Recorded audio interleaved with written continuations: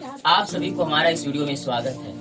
आज के इस वीडियो में हम सभी लोग पढ़ने वाले हैं दही वाली मगम्मा।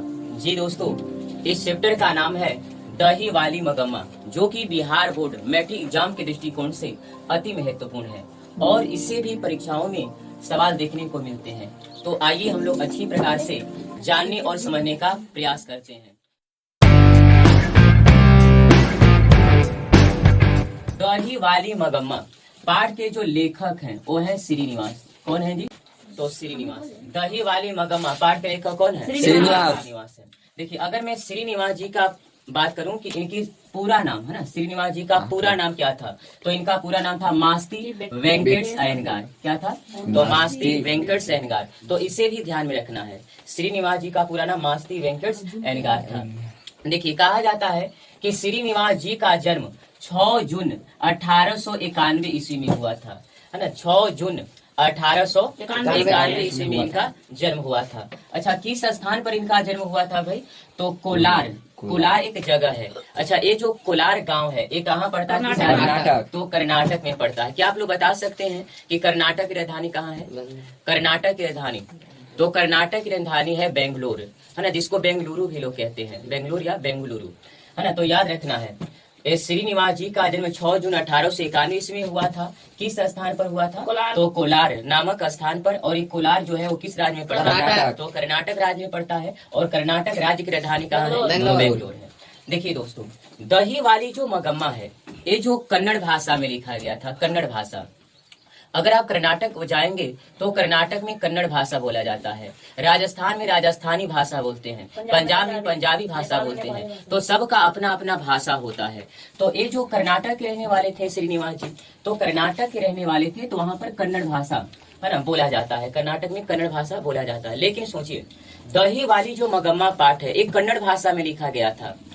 लेकिन अगर कन्नड़ भाषा में किताब होती, अगर कन्नड़ भाषा में किताब होता तो क्या हम लोग इसको समझ पाते? नहीं समझ पाते। इसीलिए एक व्यक्ति थे जिनका नाम था B.R. नारायण।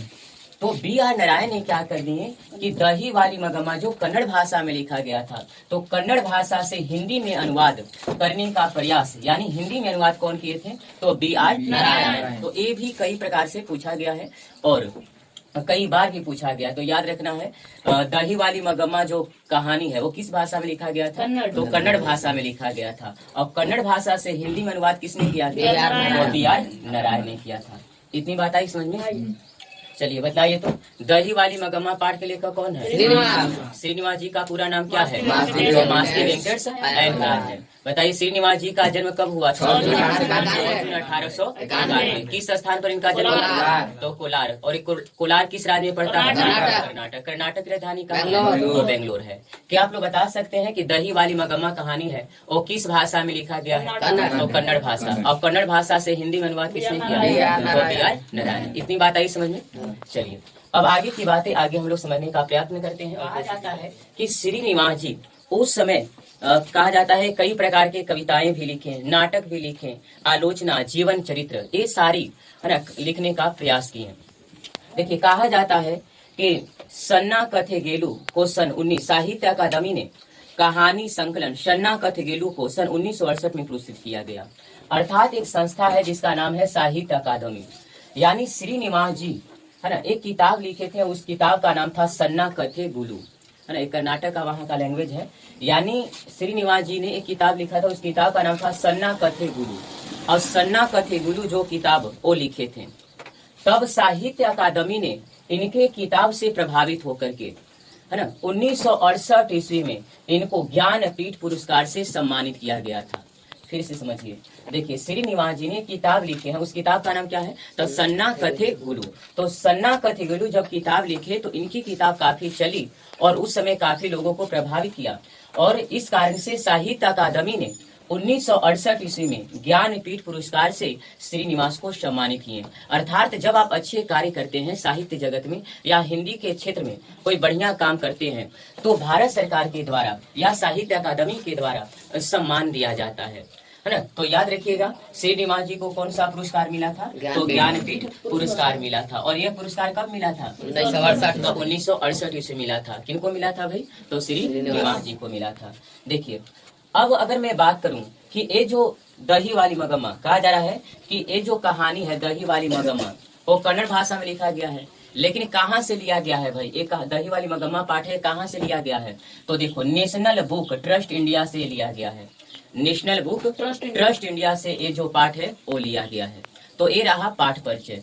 देखिए इसमें कौन कौन से पात्र मिलेंगे, कौन कौन से पात्र हैं, कौन कौन से लोग। जैसे अगर आप फिल्म देखते हैं तो फिल्म में भी कई सारे पात्र होते हैं, नायक होते हैं, नायिका होते हैं, कॉमेडियन होता है ना। तो इसमें देखिए जब दही वाली मगम्मा को हम लोग पढ़ेंगे इस पाठ को तो कौन कौन से पात्र मिलने वाले हैं। तो देखो दही वाली मगम्मा कहानी में सबसे कोई प्रमुख पात्र है तो वो है मगम्मा। याद रखिएगा सबसे प्रमुख पात्र कौन है? मगम्मा, है ना। मगम्मा के बहू, है ना, मगम्मा के एक बहू है और एक बेटा भी है। तो मगम्मा के बहू का नाम है नजम्मा। याद रखिएगा मगम्मा के बहू का नाम क्या है? नजम्मा। अच्छा बहू का भी कहा जाता है कि एक इसका भी बेटा है, बहू का भी एक बेटा है। अच्छा बहू का ही बेटा होगा लेकिन मगम्मा का क्या होगा? तब पोता होगा ना। तो याद रखिएगा मगम्मा के एक बहू एक बेटा है। मगम्मा के बहू का नाम है नजम्मा, है ना। और हाँ नजम्मा का भी एक बेटा है लेकिन मगम्मा का क्या होगा? पोता होगा।